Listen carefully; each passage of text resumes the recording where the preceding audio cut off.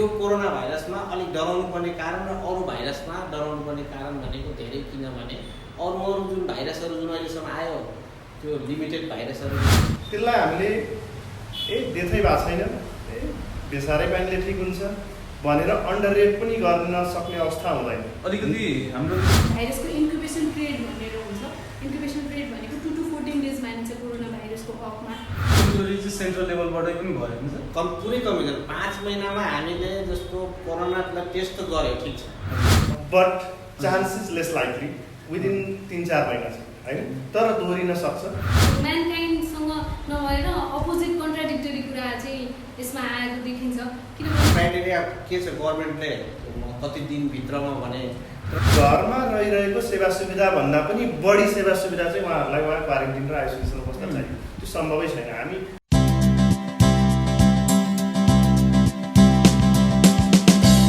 Namaskar.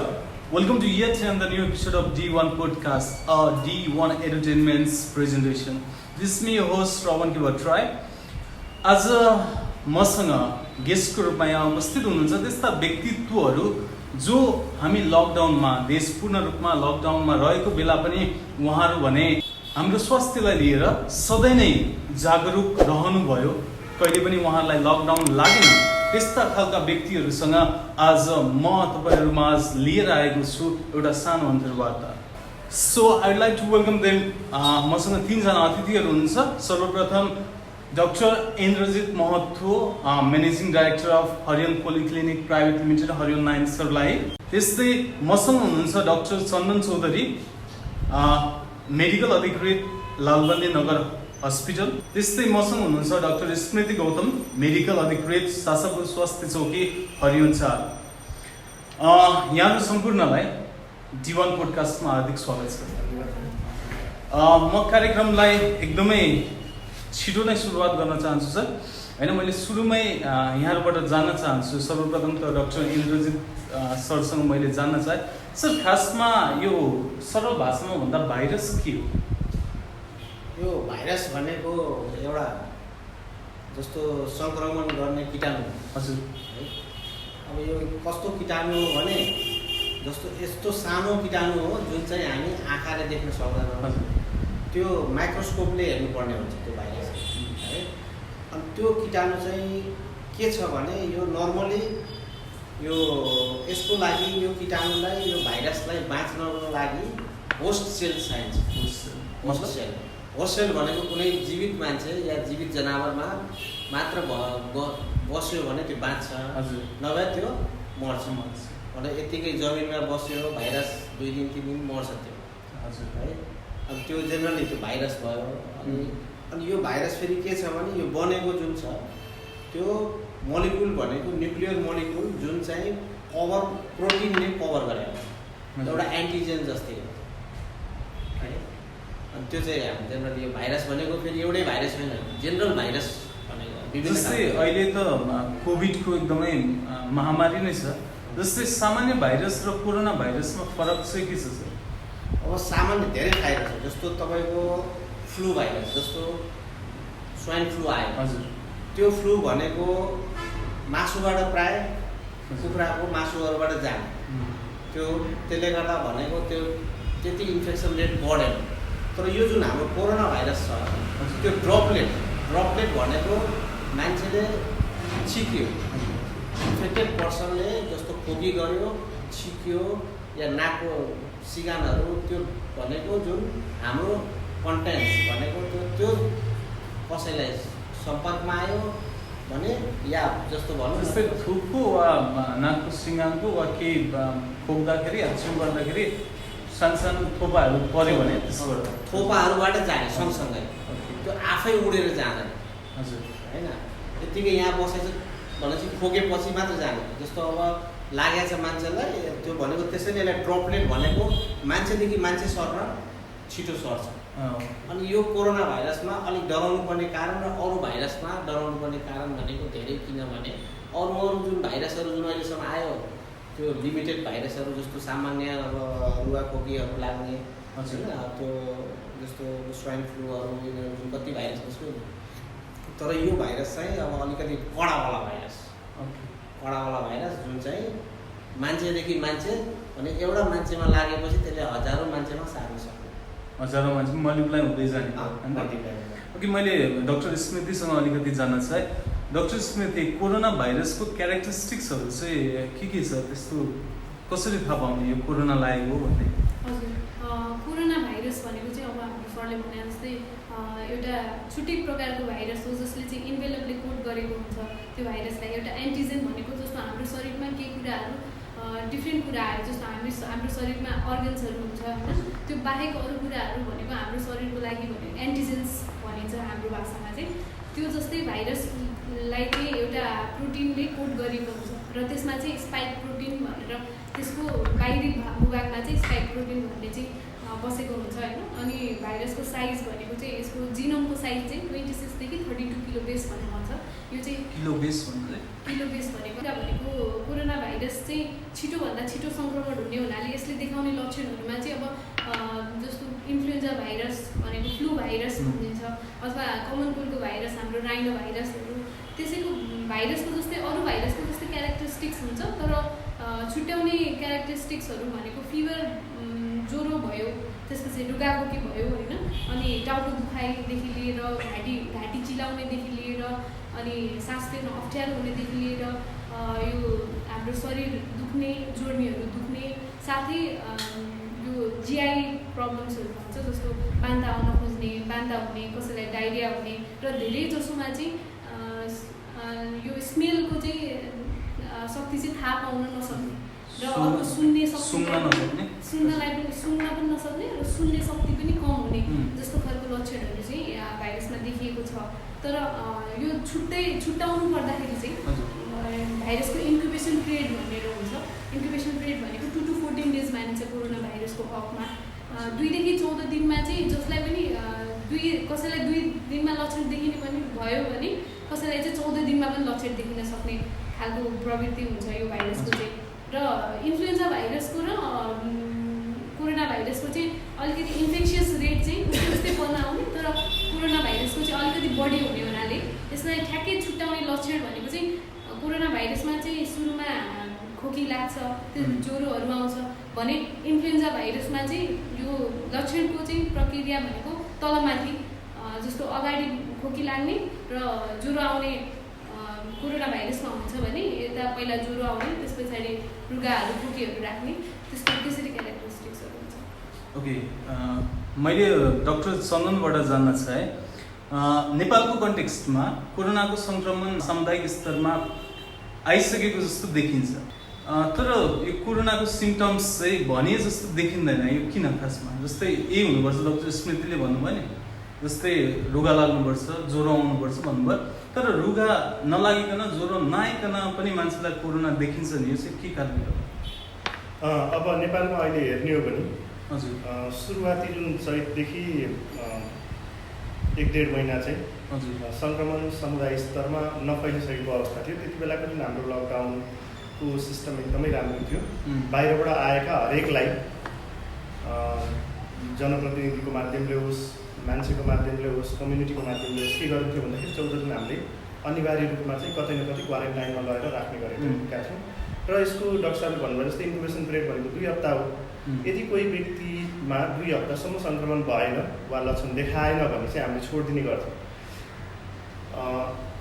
यो phase चल्यो हजुर यो फेज चल्दै गर्दा प्यारलली त गभर्मेन्टले पनि आफ्नो केही कार्यक्रमहरू त्योसँग अगाडि बढाउनु पर्थ्यो त्यसमा चाहिँ त्यति बेला ल्याक भयो र यी मान्छेहरू अब सबै 14 दिनपछि घर गएर सबै चाहिँ क्वारेन्टिनबाट छुट्टिँदा सङ्क्रमण मुक्त भएका थिएनन् होइन 14 दिन भनिएको 21 दिन पनि हुनसक्छ त्यो त रेन्ज हो होइन अनि त्यो हामीले छोडेका व्यक्तिहरू कोहीमा चाहिँ सङ्क्रमण देखियो र त्यो सङ्क्रमण देखिसकेपछि तिनले आफ्नो फ्यामिलीलाई सार्यो फ्यामिली मेम्बरलाई मात्र सार्नुजेलसम्म पनि ठिकै थियो त्यो भनेको चाहिँ स्टेज 2मा गयो होइन फर्स्ट स्टेज भनेको व्यक्ति आफै कोरोनाको सङ्क्रमण भएको एरियाबाट हामी कहाँ आउने व्यक्ति मात्र सङ्क्रमण हुन्थ्यो फर्स्ट स्टेजमा थियो अब त्यो क्वारेन्टिनमा राख्दै पनि केही व्यक्तिहरू सङ्क्रमण बोकेर आफ्नो फ्यामिली मेम्बरसम्म लगिदिएको अवस्था चाहिँ सेकेन्ड स्टेज भयो त्यसपछि चाहिँ आउने भनेको थर्ड स्टेज हो त्यति बेला पनि हामीले के गर्यौँ पिसिआर टेस्ट गर्न सकेनौँ हामीले टेस्टको दायरा बढाउन सकेनौँ, हाम्रो एप्रोप्रिएट टेस्ट के हो,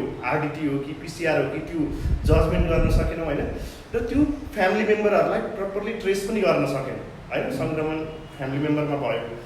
यो स्टेजसम्म पनि कोरोना समुदायमा फैलिएको थिएन, र जब असाढमा अब चाहिँ कोरोना हामी कहाँ आउँदैन भनेर अलि 1 हप्ता 10 दिनलाई जुन लकडाउनलाई अलिक ठुलो पार्यो केन्द्रीय सरकारबाटै, त्यति बेला मान्छेको मुभमेन्ट भयो, सङ्क्रमित मान्छेहरू त्योभन्दा अगाडि त घरमै थिए। यो चाहिँ फार साइड टेस्ट नभएको गभर्मेन्ट लाइटली लिएको पनि हुनसक्छ, भएन होइन, हाम्रो इम्युनिटी तगडा छ लगायतका धेरै कुराहरू गरियो, तर होइन त्यसरी। अनि जब लकडाउन 1 हप्ता मात्र खोल्यो, मान्छेको मुभमेन्ट बढिसकेपछि चाहिँ कम्युनिटीमा स्प्रेड भयो। अब ठ्याक्कै यो यस्तो बेलामा चाहिँ सोर्स कहाँ हो पत्ता लगाउने चाहिँ गाह्रो हुने अवस्था। मैले यहाँ एउटा क्वेसन रेज गरिहालेँ सर होइन, जस्तै कोरोनाको न्यूनीकरणको लागि सरकारले लकडाउन गरेको थियो, लकडाउन मात्रै उपाय हो त? एकदमै गाह्रो कुरा हो यो डिसिजन दिन, लकडाउनमा जोड्नु पनि भयो जब लकडाउन खुकुलो गरिनु जान्छ।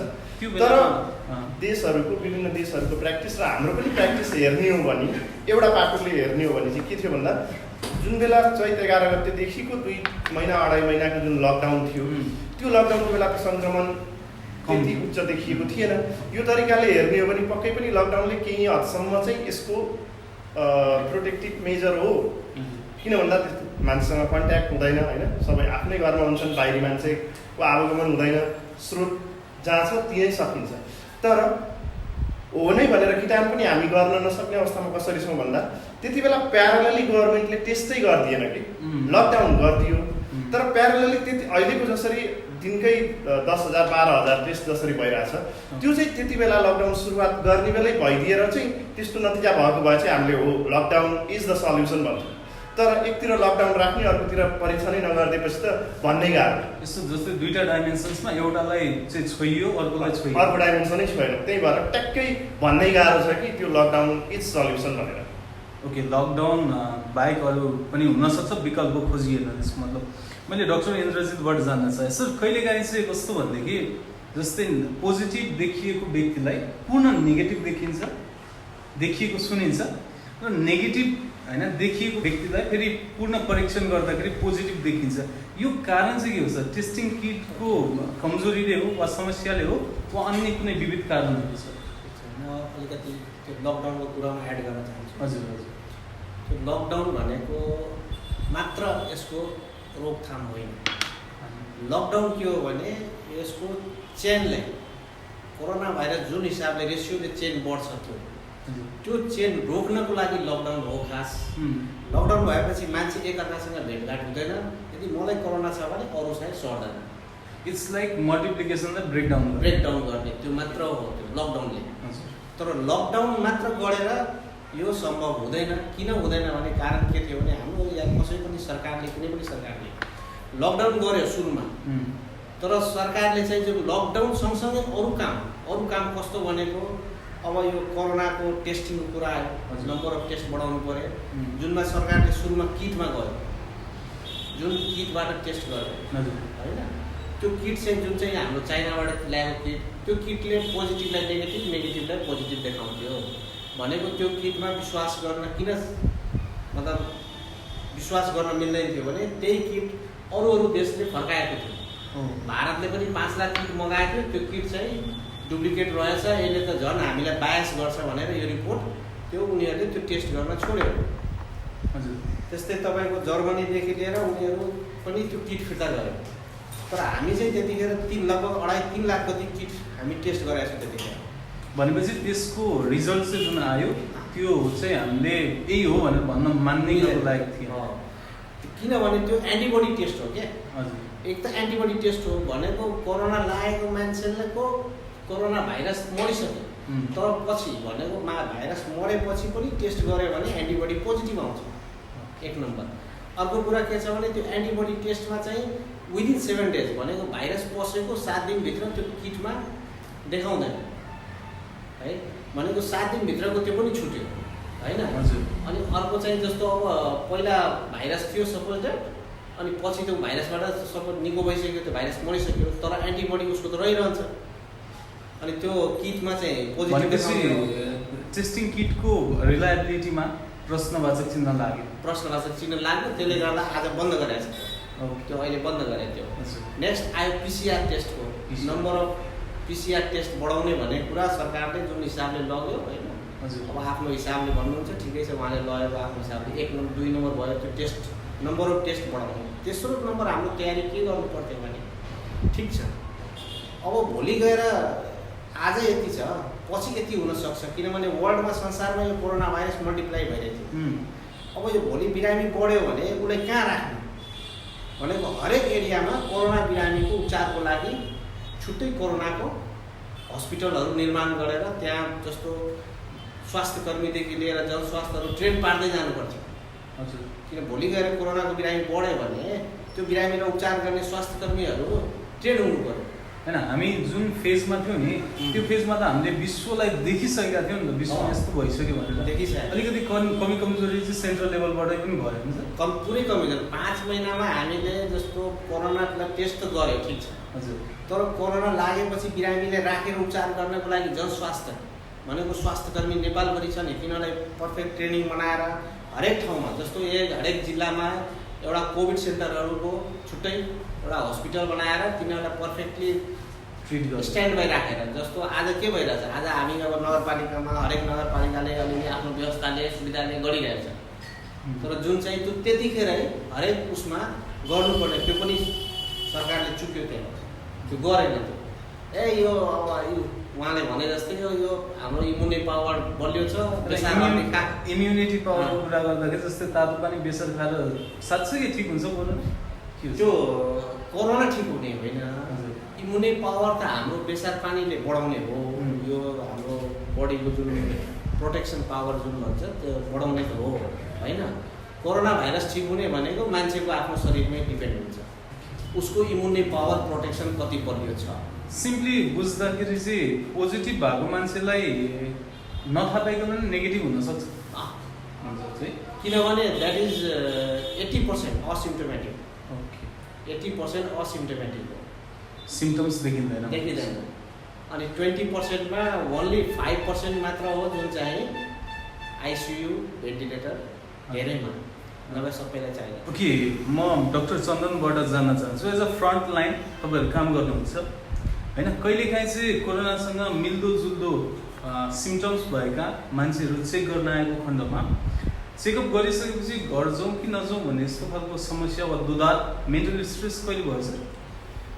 सुरुवाती स्टेजमा त धेरै नै हुन्थ्यो, किन भन्दा यो डिजिज आफैमा एउटा स्टडीको विषय थियो, कसरी सर्ने के हो, यसको इन्क्युबेसन पिरियडहरू लगायतका सबै कुराहरू अन्डर स्टडी थियो।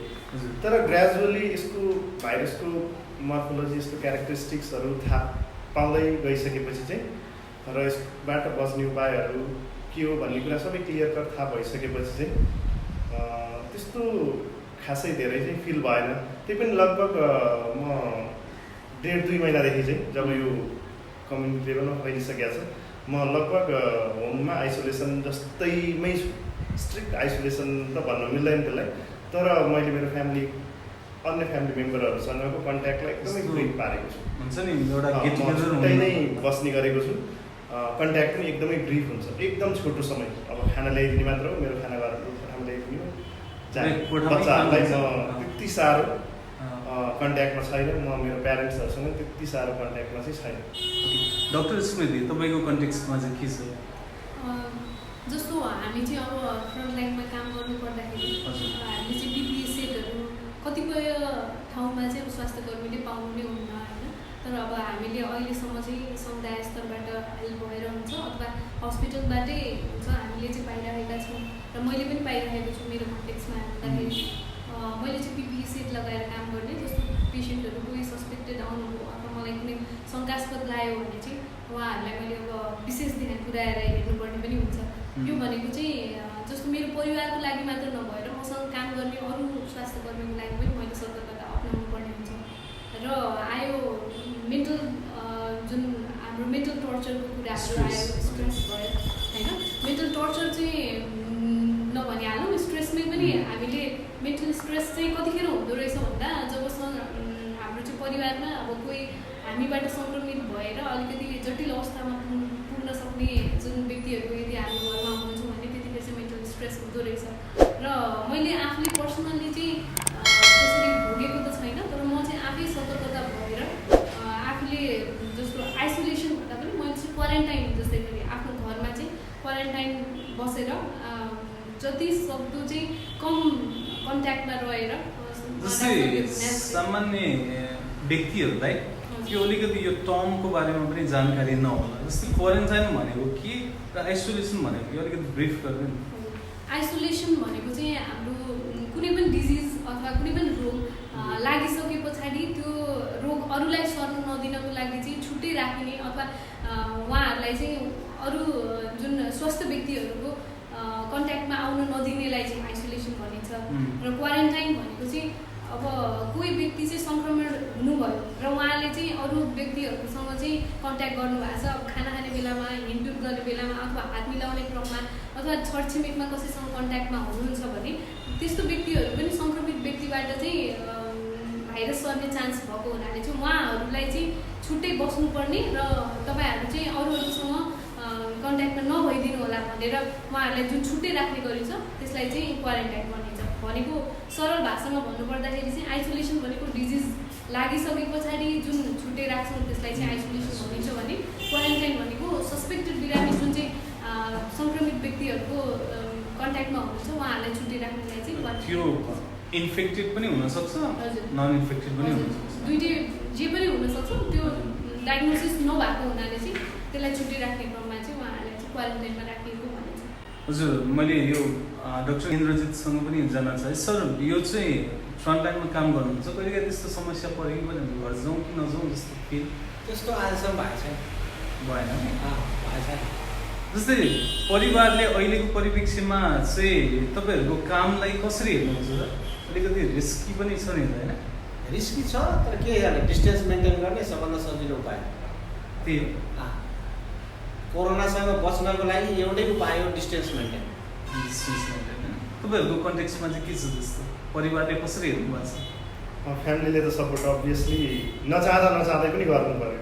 अब यो अवस्थामा विशेष गरी फ्यामिली भन्नाले वाइफ या प्यारेन्ट्सहरू हुनुहुन्छ भने हो।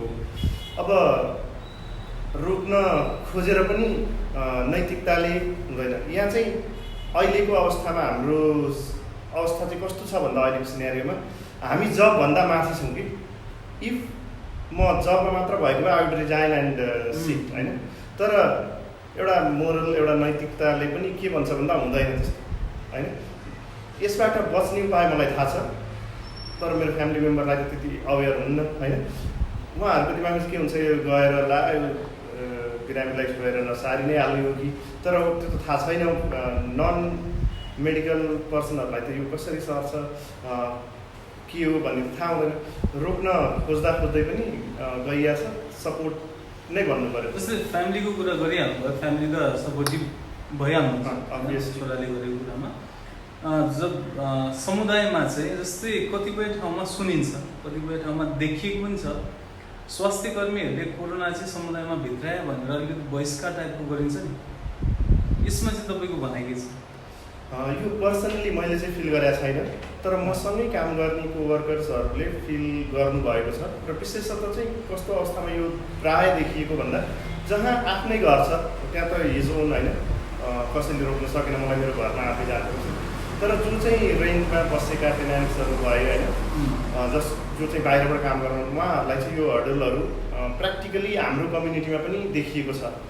अवस्था त यहाँसम्म आयो कि घरमा बस्न नदिएर हामीले ड्युटी पछिको स्टाफहरूलाई हस्पिटलमै क्वारेन्टिन र आइसोलेसनको व्यवस्था गर्यो। नगरपालिकाका प्रमुख प्रशासकीय अधिकारीको क्वार्टरलाई चाहिँ हामीले क्वारेन्टाइनको अवस्था बनाएर राख्नुपर्ने अवस्था पनि चाहिँ आएको छ। ठिक छ, यही प्रश्न म डाक्टर इन्द्रजितसँग जान्न चाहन्छु। सर, यो तपाईँले महसुस गर्नुभयो कि भएन यस्तो हुन्छ नि समुदाय स्तरमा जुन त्यो कोभिड भित्राउने भन्ने डक्टर हाम्रो लेभलमा त अहिले यो हरियोलमा त्यस्तो छैन। फर्चुनेटली त्यो कुरा छैन, यो चाहिँ राम्रै कुरा हो होइन। हरियोलमा यो कुरा छैन, बाहिर यो घटना भएकै हो, एकदम देखिन्छ भने बाहिर यो घटना हो। अब यसमा के छ भने मान्छेको कस्तो भयो भने मनोवैज्ञानिक भनेको यति डर भयो कोरोनाले गर्दा। किन कोरोनाले डर भनेको मान्छे मिडिया, इलेक्ट्रोनिक मिडिया, अहिले वाट्सएप, फेसबुक त्यहाँबाट आइरहेछ, संसारभरि मान्छे यत्रो मरेछ, कोरोना लागेपछि उपाय छैन, दबाई छैन, त्यो डर त्रासले गर्दा मान्छेहरू चाहिँ जुन राम्रो सोच्नुपर्ने नराम्रोतिर गएछ। अलिकति नेपालको परिप्रेक्ष्य सिनारियोलाई हेर्दाखेरि हामी नेपालीले चाहिँ ह्युम्यानिटीलाई अलिक प्रायोरिटाइज गर्न नसक्यो, किनकि डक्टर भनेको त एउटा यस्तो ह्युम्यान काइन्डको लागि खटिने मान्छे हो नि त। त्यो यस्तो हो, त्यसमा पनि हामी गभर्मेन्टकै कमजोरी भन्छौँ। त्यो किनभने इन्डियामा होस् या चाइनामा होस् या अमेरिका, उनीहरूले त्यही भएर त्यो तयारी के गर्यो भने कोभिडको छुट्टै बनायो। हजुर, कोभिडलाई हेर्ने डक्टरहरूलाई घर तपाईँ नजानु, जति दिन ड्युटी छ त्यो दिन कि त उनीहरूको बस्ने ठाउँ होटलमा छुट्टै सेपरेट होइन। यहाँ किनभने कति त्यतिखेर हामीले युट्युब उसमा हेऱ्यो होला, इन्डियामा कति डक्टरहरू घरै गएको छैन, गाडीमै बस्छ, गाडीमै सुत्छ, खाना ल्याइदिएछ, फ्यामिलीबाट दिएछ खाना, गाडीमा सुतिरहेछ, परिवारलाई छुँदैन। त्यो किनभने त्यो कोरोना सर्छ भने स्ट्रगल गरेको। तर त्यहाँ त धेरै अब उपायहरू त यो हाम्रो गभर्मेन्टले खास गर्नुपर्ने के त्यही भएर भने कोभिड स्पेसिफिक छुट्टै गर्ने हो, टेस्ट गर्ने हो, सङ्क्रमणलाई त्यहाँ हाल्ने हो, सङ्क्रमण नभएको मान्छे बजारमा बस्ने हो होइन। यो गरेपछि त्यो कोभिड राख्ने ठाउँमा जो स्वास्थ्यकर्मीदेखि जतिजना बस्छ तिनीहरूलाई चाहिँ छुट्टै ड्युटी आवरमा भनौँ न 10 दिन ड्युटी छ भने नजिकमा होटलको व्यवस्था, मतलब त्यहीँ खाने बस्ने जाने। त्यो भएपछि यो प्रब्लमै आउँदैन थियो। तर के भयो भने अब मान्छेको डर त्रास, अब त्यो स्वास्थ्यकर्मी हस्पिटलमा काम गर्छ, ऊ त इन्फेक्टेड हुन्छ। सपोज म इन्फेक्टेड हाइली चान्सेस हो, म इन्फेक्टेड भयो भने म यो समाजमा या मेरो घरमा गएपछि वरिपरि छिमेकीलाई मबाट सर्ने भयो। त्यो सर्ने भएपछि त्यसलाई डर लाग्छ, त्यो पनि मानवै हो। अलिकति सिस्टमेटिक एफोर्ट भएन वा सिस्टमेटिक म्यानेजमेन्ट भएन, मेन त्यही हो। त्यो छुट्टै जस्तो हरेकचोटि छुट्टै गर्दै गयो भए त्यो केही प्रब्लम हुँदैन थियो। अलिकति प्रायर प्लानिङ होइन, प्रायर हुन्छ नि एउटा त्यो कन्डिसन सिनारियोलाई हेरेर पहिला नै एउटा सतर्कता अप्नाएर यो गर्नुपर्ने भनेर पोइन्ट आउट गरेर गरिनुपर्ने हो। जस्तो अब कुनै पनि ठाउँमा हाम्रो यहीँ छ नि, यहाँ पनि हामी कोभिड हस्पिटलको लागि कुनै पर्टिकुलर छुट्याएको छैन। सपोज लालबन्दीको ठुलो छ, हामीले यो एरियाको लागि लालबन्दीलाई कोभिड पेसेन्टको लागि छुट्याउन सक्छ नि हस्पिटल भने जति कोभिडको बिरामी सङ्क्रमण आउँछ भने त्यसलाई त्यहाँ मात्र राख्ने, त्यहाँ ड्युटी डक्टरहरूलाई त्यहीँ खाने बस्ने व्यवस्था गरिदियो भने अनि जब उसको ड्युटी सकिन्छ उसलाई पिसिआर गरेर पठाइदियो। जस्तै डक्टर स्मृति होइन, कतिपय चाहिँ स्वास्थ्य संस्थामा सामान्य ज्वरो आएका व्यक्तिहरूलाई पनि एडमिट गर्न नमानेको कुरा हामीले सुनिरहेका छौँ होइन। यो चाहिँ स्वास्थ्य कर्मीको धर्मले यो कुरालाई दिँदैन। यो पिपिई नभएर हो वा अन्य साधनको अभावले गर्दा यो देखिन्छ, तपाईँलाई के लाग्छ? पिपिई नभएको कारणले भन्दा पनि हाम्रो चाहिँ कस्तो हुन्छ भन्दा अहिले चाहिँ कोभिड-19 भनेर समाजमा एउटा हाउगुजी जसरी फैलिएको छ, त्यो भने हरेक मान्छेमा चाहिँ एउटा त्रासको भावना छ। यसलाई चाहिँ कोरोना लागेको छ कि अथवा सामान्य रुगाखोकी लाग्दा पनि यसबाट मलाई सङ्क्रमण हुने हो कि मेरो ज्यान जोखिममा हुने हो कि भन्ने खालको त्रास चाहिँ छ। अब हाम्रो कन्टेक्समा हेर्नु पर्दाखेरि हामीले काम गर्ने अस्पतालमा कतिपय ठाउँहरूमा चाहिँ स्रोत साधन नपुगेको अवस्था पनि छ र कतिपय ठाउँमा चाहिँ स्रोत साधन पुगे तापनि मान्छेको बिरामीको फ्रिक्वेन्सी चाहिँ बढेको अवस्था पनि छ। त्यस्तो कारणमा चाहिँ त्यस्तो बेलामा चाहिँ हामीले जुन बिरामी आउनुहुन्छ, ज्वरोको बिरामी आउनुहुन्छ, अब अहिले त हामी डक्टरहरूलाई नै जुन विश्वव्यापी रूपमा चाहिँ हामीलाई के गर्न भनिएको छ भन्दा कुनै पनि बिरामी यदि ज्वरो लिएर आउनुभयो, खोकी लिएर आउनुभयो भने चाहिँ हामीले सुरुमा हाम्रो दिमागमा चाहिँ के हुन्छ भन्दा यो मान्छेलाई चाहिँ कोरोना हुन सक्छ अथवा यो लक्षणहरू चाहिँ कोरोनाको मेल खान्छ है भन्ने कुरा चाहिँ हाम्रो दिमागमा हुन्छ। र त्यसको कारणले गर्दाखेरि कोरोना चाहिँ हामीले सस्पेक्ट गर्नुपर्ने हुनाले चाहिँ हामीले एउटा पेसेन्टलाई मात्र हेरेर नहुने हुनाले अरू पनि अस्पतालमा त थुप्रै बिरामीहरू आउनुहुन्छ, एकजना बिरामीलाई मात्र हेरेर एकजना बिरामीलाई मात्र हाइलाइटमा राखेर त हामीले काम गर्न सक्दैनौँ। र त्यही कारणले गर्दाखेरि यदि कोही बिरामी चाहिँ ज्वरो आएको बिरामी आउनुभयो भने उहाँबाट चाहिँ अरू बिरामीलाई सर्न सक्ने अथवा क्रस इन्फेक्सन हुने चान्स भन्छौँ। अझ हाम्रो भाषामा भन्दाखेरि हस्पिटल अक्वायर्ड इन्फेक्सन भन्छ। त्यो चाहिँ 48 आवर्सभित्र हुन्छ। अरू जिमाटोहरूले पनि गर्न सक्ने र हस्पिटलमा भएको उपकरणहरूबाट पनि बिरामीहरूलाई चाहिँ सर्न सक्ने खालको रोगलाई चाहिँ हस्पिटल अक्वायर्ड इन्फेक्सन भन्छ। त्यो कारणले गर्दाखेरि चाहिँ नलिएको हुनुपर्छ भन्ने चाहिँ हामीले अनुमान लगाउन सकिन्छ। किनभने हाम्रो नैतिकताले नै एक त बिरामीलाई ठिक पारौँ अथवा बिरामीलाई चाहिँ सक्दो सहयोग पुर्याउँ भन्ने नै हुन्छ र त्यसमा चाहिँ कहिलेकाहीँ चाहिँ उपकरणहरू नपुग्या खण्डमा अथवा कहिलेकाहीँ चाहिँ माथिल्लो लेभलबाट, किनभने हरेक हस्पिटलमा डक्टर नै डिरेक्टर म्यानेजिङ डिरेक्टर हुनुहुन्छ भन्ने पनि छैन। हजुर, एउटा बोर्ड छ, एउटा हायरार्की छ र सबै कुराहरू सुन्नुपर्ने हुने र अरू बिरामीलाई पनि त्यस्तै खालको इन्फेक्सन नहोस्, अरू बिरामीलाई पनि जटिल अवस्थामा हुन सक्नुहुन्छ, अरू बिरामीलाई पनि त्यो मान्छेबाट अरू सङ्क्रमणहरू हुन सक्ने चान्स भएको हुनाले चाहिँ त्यो नलिएको हुनुपर्छ। र कतिपय समुदाय स्तरमा हेर्दाखेरि नेपालको हकमा हिमालयन रिजनदेखि लिएर जस्तो यहाँ तराई रिजनदेखि लिएर हरेक ठाउँमा चाहिँ पिपिईको अभाव चाहिँ छ। पिपिईको अभाव भएको हुनाले चाहिँ हामी स्वास्थ्यकर्मी नै जोखिम भएर हामीले हजारौँ बिरामीलाई चाहिँ जोखिम पार्न सक्ने अवस्था पनि छ। त्यही कारणले चाहिँ हामी सतर्क भएको हुनाले चाहिँ पिपिई नभइकन हामी काम गर्दैनौँ भन्ने थुप्रै पनि देखियो। तर त्यो बाहेक पनि हामीले सामान्य बिरामीहरूलाई यस्तो चाहिँ सस्पिसियस हुनसक्छ अथवा यो बिरामीलाई चाहिँ कोरोना हुनसक्छ अथवा यो बिरामीलाई चाहिँ होइन, जस्तो बिरामी आउँदाखेरि हरेक एजको बिरामीहरू आउन सक्नुहुन्छ होइन, बालबालिकादेखि लिएर वृद्ध। सामान्यतया हस्पिटलमा आउने भनेको इम्युनिटी कम भएकै मान्छेहरू हुन्छ नि, इम्युनिटी कम भएको मान्छेहरू पनि आउन सक्नुहुन्छ। कसैलाई चाहिँ इम्युनिटी कम भएर धेरै नै असर देखिन सक्ने हुनसक्छ, त्यो चाहिँ हामीले आफ्नो माइन्डमा राखिरहेका हुन्छौँ। त्यस सङ्क्रमण हुन्छ भन्ने डर। तपाईँले अघि एउटा कुरा गर्नुभएको थियो, कोरोनालाई हाउबुजी बनाइयो भनेर भन्नुभएको थियो।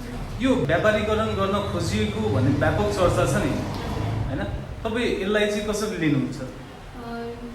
केही हदसम्म व्यापारीकरण गर्न पनि खोजिएको हो, नेपालको कन्टेक्स्टमा मात्र होइन, विश्वव्यापी कन्टेक्स्टमा हेर्दाखेरि चाहिँ हामीले विश्वमै हेर्दाखेरि चाहिँ बायोटेरोरिजमको कुराहरू पनि आयो होइन, र यो कुरा सबै कुरा पुष्टि चाहिँ हुन सकेका छैन र त्यसले गर्दाखेरि चाहिँ सबै कुरा यस्तो हो भनेर भन्न चाहिँ सकिने अवस्था छैन। तर नेपालमा चाहिँ स्टिग्माको रूपमा भनौँ न, एउटा हाउबुजीको रूपमा नै लिएको चाहिँ हो कोरोना चाहिँ, व्यापारीकरण चाहिँ भएको छ केही हदसम्म। ओके, यही क्वेसन म डाक्टर इन्द्रजितबाट जान्न चाहन्छु। सर, कोरोनालाई हाउबुजी बनाइयो व्यापारीकरण गरियो भने एकदमै धेरै चर्चा छ, व्यापक रूपमा चर्चा छ। त्यसमा म सहमत छु। सहमत हुँदैन? किनभने रिजन छ, कारण छ। किन सर? मान्छेले व्यापारीकरणको कुरा गर्दैछ।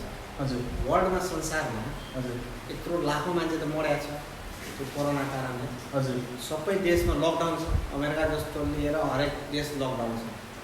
व्यापारीकरण यहाँ हो भने अमेरिकामा पनि व्यापारीकरण होइन, फ्रान्समा त्यसमा मतलब युरोप कन्ट्रीहरूमा सबमा लकडाउन भयो।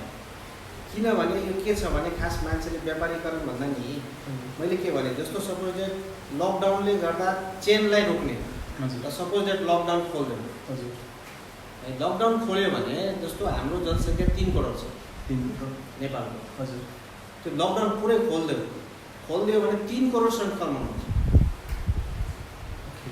2 to 5% डेथ रेसियो छ। 5%। अब हिसाब निकाल्नु कतिजना मर्दैन भनेको 5% को रेसियोले 3 करोड भनेको 15 लाख। 15 लाख मान्छे स्योर मर्छ यदि त्यो चाहिँ एकदम इट्स लोअर लिमिट। हजुर है। भनेको 3 जस्तो यसले लकडाउन गरेन भने 3 करोड मान्छेबाट 15 लाख मर्यो। जस्तो इन्डियामा कति छ? 120 लगभग 120 करोड। त्यसको 5% भनेको लगभग 6-7 करोड मर्छ। त्यो नम्बर अफ डेथ रेसियो जुन घटाउनको लागि त्यो लकडाउन गरे हो भनेको चेन तोड्नको लागि। हजुर, त्यस्तो व्यापारीकरण छैन भनेपछि व्यापारीकरण त्यसमा छैन। अब त्यो विषयमा एड गर्न चाहेँ मैले कि पेन्डेमिक र एपिडेमिक सिचुएसनमा चाहिँ कहिले पनि हामीले चाहिँ एउटा के माइन्डमा राख्छौँ मेडिकल पर्सन भएको हिसाबले भन्दा कुनै पनि डिजिज एपिडेमिक आउटब्रेक भयो वा पेन्डेमिकै, यो त पेन्डेमिक हो, ग्लोबल हो भने त्यसलाई हामीले डेथै भएको छैन, बेसारै पानीले ठिक हुन्छ भनेर अन्डर रेट पनि गर्न सक्ने अवस्था हुँदैन। अलिकति हाम्रो देशमा चाहिँ अन्डर रेट पनि भयो। नजिर छ नि सुरुवाती अवस्थामा इटली युएसहरूमा देखियो नि त होइन। त्यहाँको मोर्टालिटीहरू सङ्क्रमण कन्ट्रोल छिटै गरे तर मोर्टालिटी त्यताको कति धेरै बढी भयो। द्याट वाज अल बिकज उनीहरू चाहिँ अन्डर रेट गर्यो यो भाइरस त केही पनि गर्न सक्दैन भनेर। त्यो एउटा अन्डर रेटिङ पनि गर्नु हुँदैन, सँगसँगै प्यारली ओभर रेट पनि गर्नु हुँदैन। हामीले अन्डर रेट गऱ्यौँ भने यसले डिजास्टर ल्याउँछ। किन भन्दा हामीले केही होइन, चोर घरमा छिरेपछि त्यो चोरसँग हतियार छैन भनेर सोच्नु त हाम्रो मूर्खता हो नि, भले उसँग होस् या नहोस् होइन। अनि ओभर रेट गर्नु पनि फेरि अर्को मिस्टेक हुन जान्छ। किन भन्दा अन्डर रेट गर्दा डिजिजले हजार्ड ल्यायो, ओभर रेट गर्दा चाहिँ डिजिज बाहेकको हजार्डहरू आउँछ। अहिले यो लकडाउनको कन्सिक्वेन्स हेर्ने हो भने धेरै मेन्टल स्ट्रेस छ, धेरैको फ्यामिली ब्रेक भएको छ, धेरै क्राइसिसमा छन् होइन। कतिलाई खान पिउन गाह्रो भएको छ। यो चाहिँ के भएर भयो भने वी हेभ ओभर रेटेड। कोरोनाले मार्ने भयो हामीलाई भन्ने ओभर रेट गरेर चाहिँ मेन्टल स्ट्रेस लिनेदेखि लिएर सुसाइडल टेन्डेन्सी। इभन मै काम गर्ने हस्पिटलमा मेरा कर्मचारी साथीहरू जब नयाँ हुँदा उनीहरूको दिमागमा पनि यस्तो आइडिएसनहरू आयो न, यस्तैमा मान्छेहरूले सुसाइड गर्छन् भन्ने टाइपको फिलिङहरू आयो। भनेपछि एउटा चाहिँ मेडिकल फिल्डमा काम गर्ने मान्छेले पनि यसलाई अब एउटा ओभर रेट गर्दा त्यो स्टेजसम्म पुग्न सक्छ भने होइन, यो बुझ्न सक्छ। सो हामीले चाहिँ के गर्नुपर्छ भन्दा यसको स्टडी गर्ने एज अ मेडिकल पर्सन हाम्रो काम भनेको न अन्डर रेट गर्ने हो न ओभर रेट गर्ने हो। र यो सोसियल मिडियाहरूमा आएका अनअथेन्टिक अनअथोराइज कपिराइट नभएकाहरूलाई हेरेर यिनीहरूको पछि लाग्ने होइन। हामीले स्टडी गर्ने हो, हामीले फ्याक्ट हेर्ने हो होइन। त्यो चाहिँ disease is still under process. यसको ट्याक्कै यो हो, यसको औषधि यो, यसको इन्क्युबेसन पिरियड यो। हामी इन्क्युबेसन पिरियड 14 दिन हो भन्छौँ, छोडिदिन्छौँ। के भयो त्यति बेला क्वारेन्टिनबाट घर पठाएर अनि 1 महिना चाहिँ कोरोना देखि होइन। सो यो त virus is still under study के होइन। यही कुरामा मैले अर्को प्रश्न जोड्न चाहेँ। जस्तै एकपल्ट ठिक भइसकेको बिरामीमा पूर्ण कोरोना लाग्ने चान्स हुन्छ कि हुँदैन? अभियसली हुन सक्छ, but chance is lace likely within 3-4 महिना चाहिँ होइन। तर दोहोरिन सक्छ। के हुन्छ भन्दा कुनै पनि भाइरसले हामीलाई अट्याक गरिसकेपछि त्यसबाट प्रड्युस हुने एन्टिजेनको विरुद्धमा हाम्रो बडीले एन्टिबडी बनाउँछ होइन। र त्यो एन्टिबडी चाहिँ एक्युट भनौँ न 4-5 दिनमा भाइरसलाई न्यूनीकरण निर्मलीकरण गर्नको लागि अत्याधिक मात्रामा प्रयोग हुन्छ।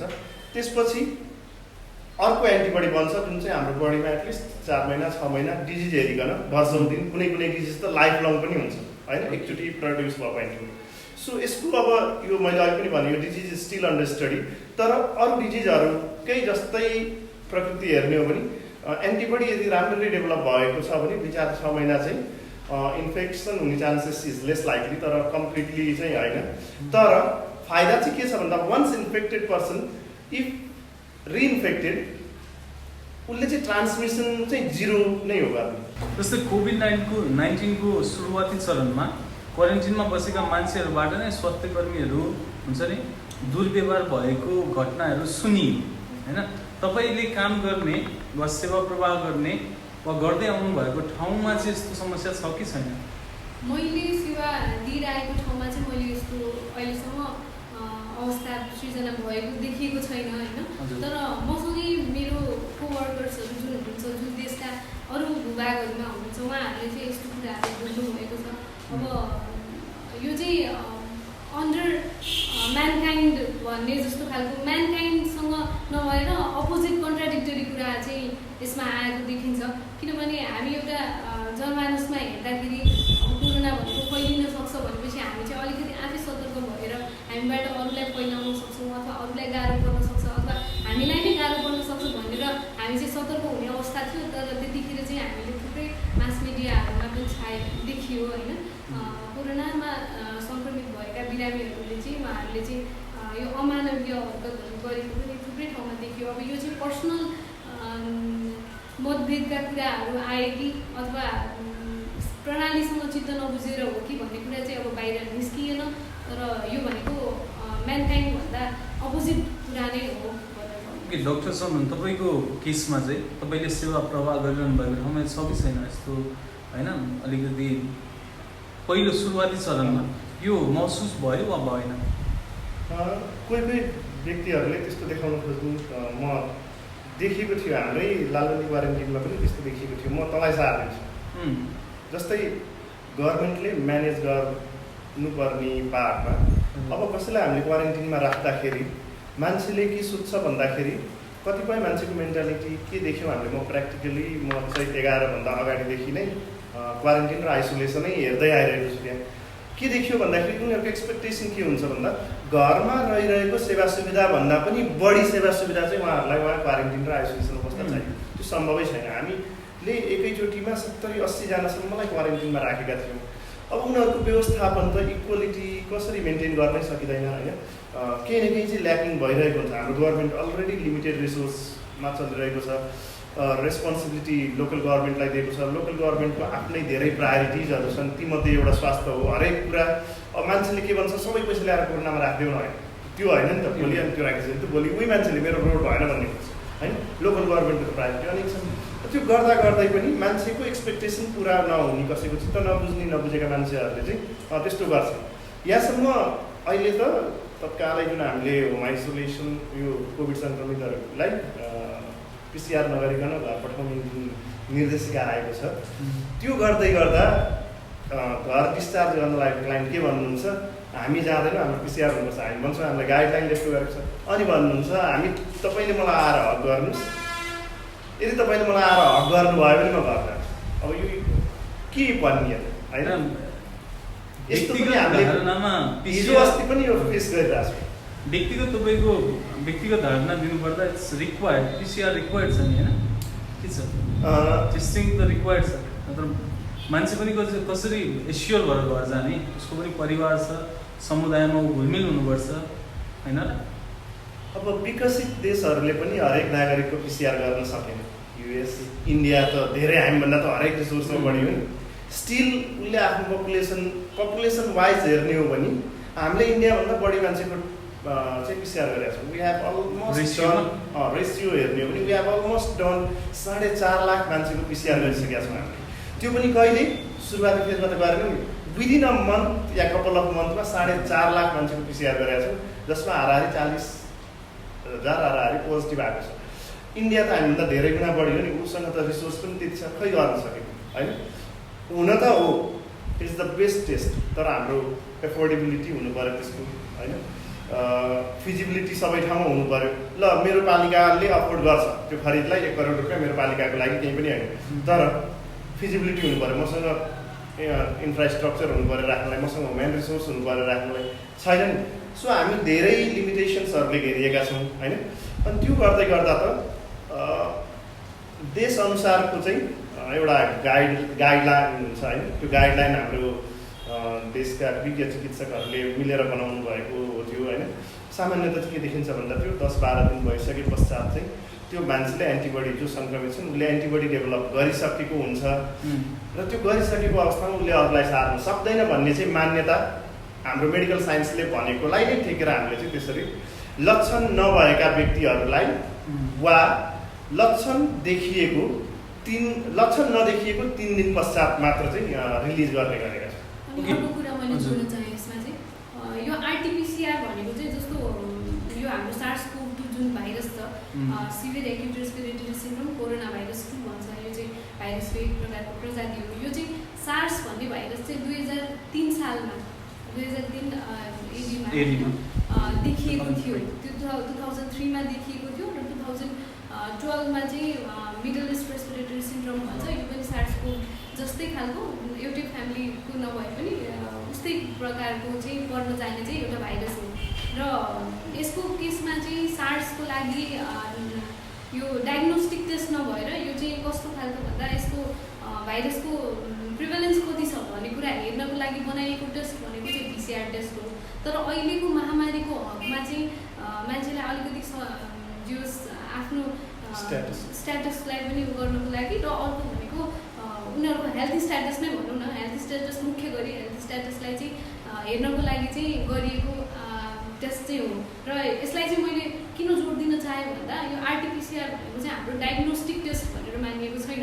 महामारीको खण्डमा चाहिँ अब अहिले रसियाले पनि जुन भ्याक्सिन जुन बनाएको छ स्पुटनिक 5 भनेर जुन भ्याक्सिन डेभलप भएको छ, यो पनि भ्याक्सिनको पनि डेभलपमेन्टको पनि डिफ्रेन्ट फेजेसहरू हुन्छ।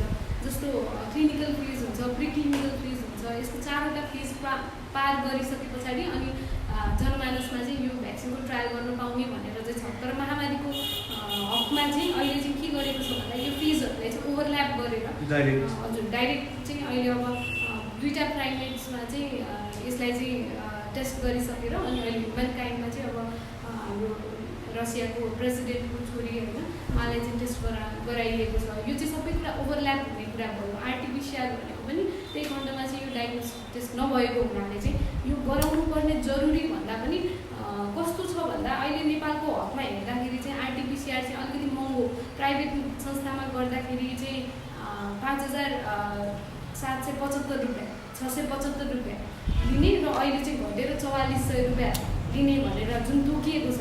यो चाहिँ मान्छेले आफैले प्राइभेटली अफोर्ड गर्न सक्नुहुन्छ भने ठिक छ, नभए गभर्मेन्टले चाहिँ नगर्ने भनेर जुन निर्देशिका पालना गर्नुभएको छ त्यसमा पनि एउटा रिजन छ। हामीले जस्तो इन्क्युबेसन पिरियड जुन 2 to 14 डेज भन्यो 14 दिनपछि चाहिँ सङ्क्रमण हुने चाहिँ हिसाबले चाहिँ उहाँहरू चाहिँ अलिकति सङ्क्रमित चाहिँ नहुने चान्स चाहिँ बढी हुने हुनाले चाहिँ त्यो आरटिपिसिआर गरेर टेस्ट किटहरूलाई चाहिँ अनावश्यक रूपमा प्रयोग गर्नुभन्दा त्यो चाहिएको र आवश्यक खण्डमा चाहिँ प्रयोग गरौँ भन्ने हिसाबले पनि यो निर्देशिका चाहिँ हाम्रो विज्ञहरूले चाहिँ चिकित्सक वर्गले चाहिँ यो पालना गर्नुभएको हो। ओके, म डाक्टर इन्द्रजितसँग पनि यही प्रश्नमा जान चाहे। सर, यो तपाईँले सेवा प्रवाह गरिरहनु भएको ठाउँमा यो सुरुवाती चरणमा देखियो? त्यस्तो केही देखेन।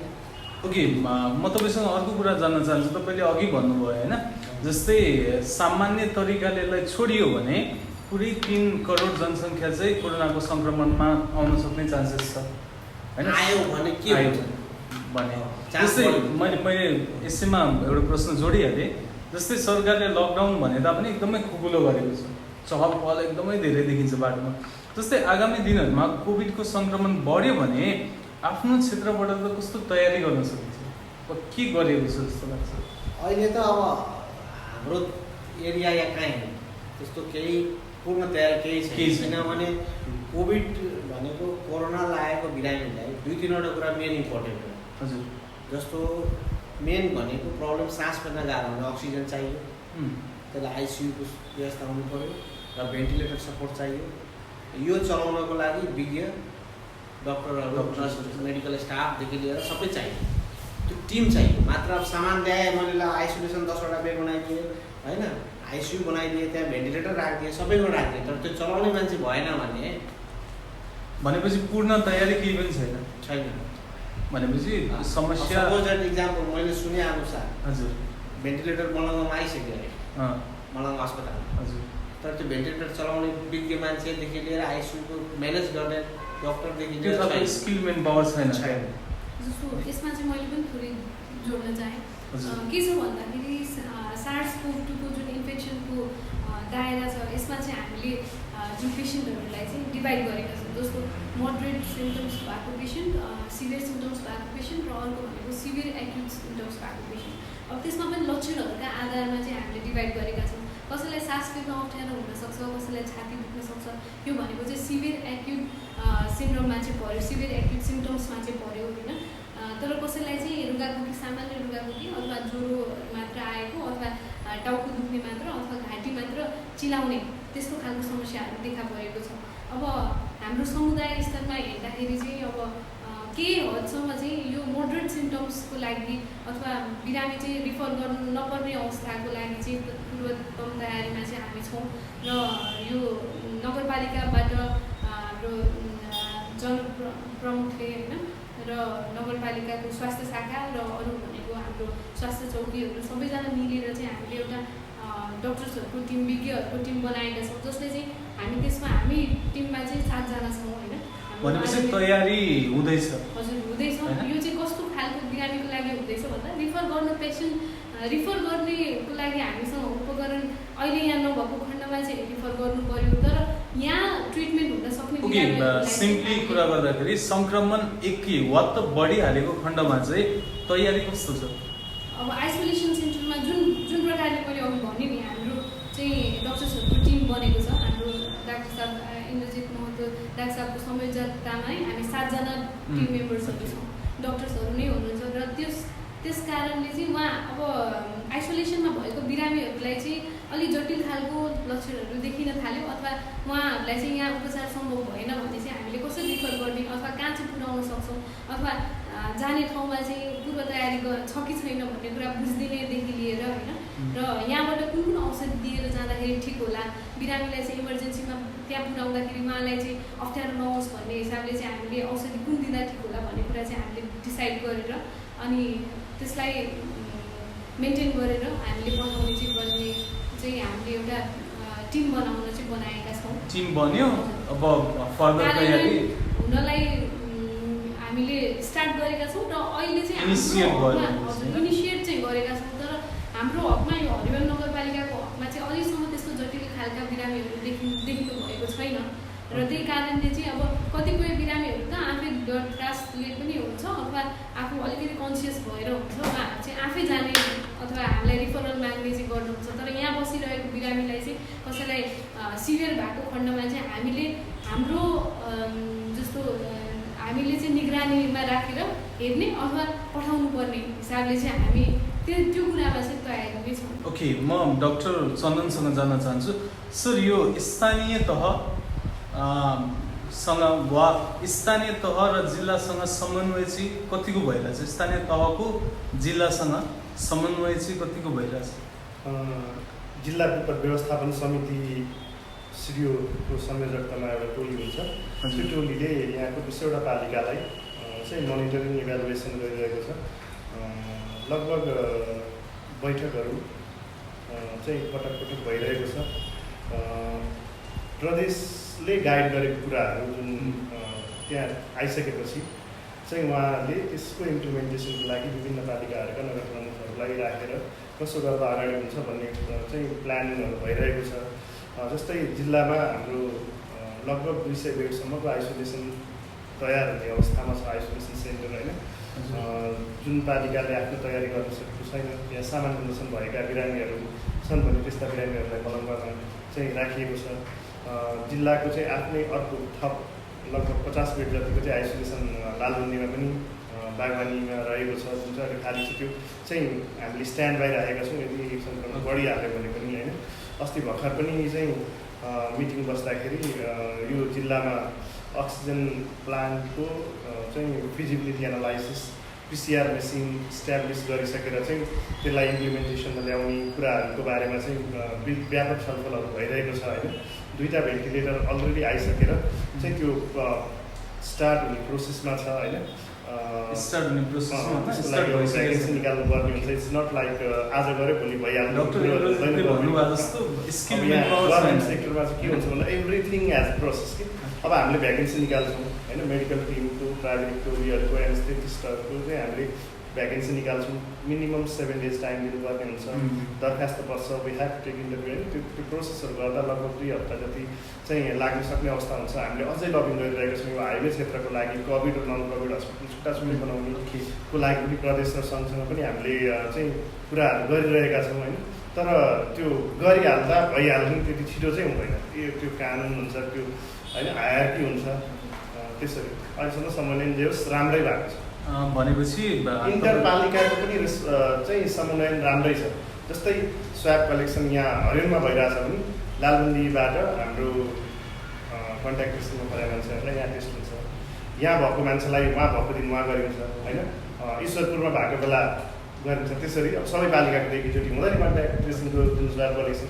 त्यसरी पनि इन्टरपालिका भनौँ न पनि चाहिँ कोअर्डिनेसन मैले राम्रै देखेको छु प्र्याक्टिकली। ओके, तपाईँले कन्ट्याक्ट ट्रेसिङको कुरा गरिहाल्नुभयो। मैले डाक्टर इन्द्रजितबाट बुझ्न चाहेँ सर, यो कन्ट्याक्ट ट्रेसिङ के हो होइन, यसको महत्त्व चाहिँ के छ?